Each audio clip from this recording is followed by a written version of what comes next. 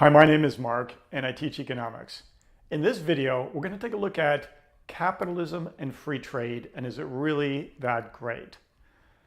And in my class, most people generally have this feeling that it's a pretty good thing, but they can't articulate and they can't concretely say why. And other people are skeptical. You know, there's a lot in the collective unconsciousness and people using imprecise economic vocabulary, but they can't articulate why capitalism or even free trade might be good. In this example, we're going to borrow an analogy or idea from Milton Friedman, and that is the pencil. Without talking about opportunity cost and comparative advantage, we're going to look at a simple pencil, this miracle of a pencil. It doesn't seem like much. You can buy it for a pittance at the Dollar Tree store, for example. But how many people do you think made this pencil? I don't think there's anybody in the world that could make this pencil. Why? This rubber, let's say it's rubber, comes from Vietnam, Malaysia, Burma, Cambodia. And it was grown from a rubber tree. People used fertilizers, organic or inorganic. They used a saw that was made with steel to cut it down. They put it on a transport ship and shipped it to the United States or wherever they processed the rest of the pencil.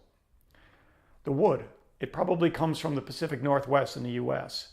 And again, they had to grow and regrow and reforest this crop of trees. They cut it, they molded it, they sharpened it, they transported it, and they put it together with this brass. We'll say it's brass. And all the metals that go into this, the paint, the design, the logos, the graphite. It used to come from South Africa or South America, and now it probably comes from China. They all are integrated into this simple idea of a pencil.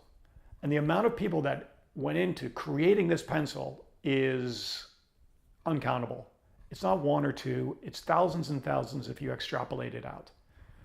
And from that pencil, we can pay a few cents wherever you buy it and have an amazing instrument to write with. And if there was no free market, it would be very difficult for us to create anything. Think about this Chromebook. This Chromebook is infinitely more complex than a pencil. Or this cell phone. It's the idea that we all act on our own self-interest and have unintended consequences. That life is basically a positive-sum game.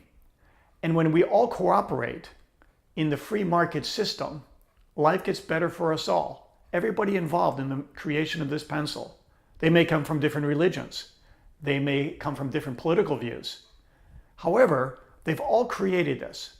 And that's another side benefit of the free market. It's just not the actual physical consumptive product that we get as consumers or suppliers we produce.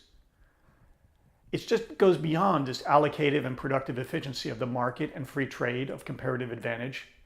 It really is about that people are cooperating. The more you trade, the more peace there is, the more friendship among nations. If you're doing business with somebody, chances are you're going to stop the resentment and break down the walls. You're going to find some commonality in the other individual. So that's an advantage of this free trade and capitalism. It unleashes potential from people all over the world, and the interaction that might be latent or untapped or unutilized in the creation of this pencil, because they're allowed to participate in this pencil creation process, let alone, again, something as complex as a Chromebook. So the next time you hear arguments against capitalism, just think about the pencil. Thank you very much.